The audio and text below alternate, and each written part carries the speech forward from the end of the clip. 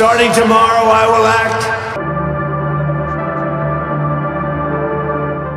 এবার যুক্তরাষ্ট্রকে কড়া হুঁশিয়ারি দিল চীন।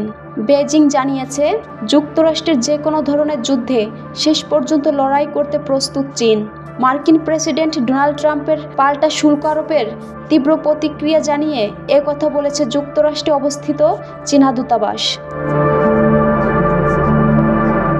মার্কিন কংগ্রেসের যৌথ অধিবেশনে ট্রাম্পের বিস্ফোরক মন্তব্যের পর বুধবার চীনা দূতাবাসের অফিসিয়াল এক্স হ্যান্ডেল থেকে একটি পোস্ট দেওয়া হয়।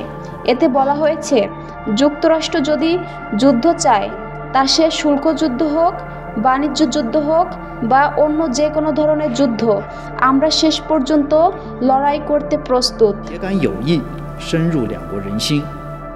ডোনাল্ড ট্রাম্পের আরোপিত শুল্কের বিরুদ্ধে পাল্টা ব্যবস্থা নেওয়ার কথা জানিয়েছে চীন। একই সিদ্ধান্ত কানাডারও। এছাড়া মেক্সিকো যুক্তরাষ্ট্রের পদক্ষেপের বিরুদ্ধে ব্যবস্থার কথা ভাবছে বলে জানিয়েছে।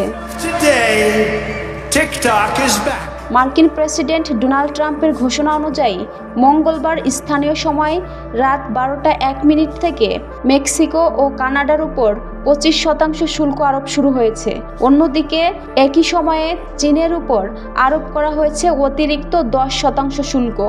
যুক্তরাষ্ট্রের শুল্ক আরোপের কড়া প্রতিক্রিয়া জানিয়েছে চীন।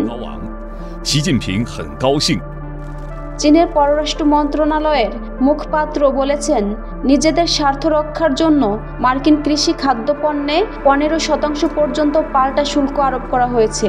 সমস্যা সমাধানে অবিলম্বে ওয়াশিংটনকে বেইজিংয়ের সঙ্গে সংলাপের আহ্বান জানান চীনের পররাষ্ট্র মন্ত্রণালয়ের মুখপাত্র।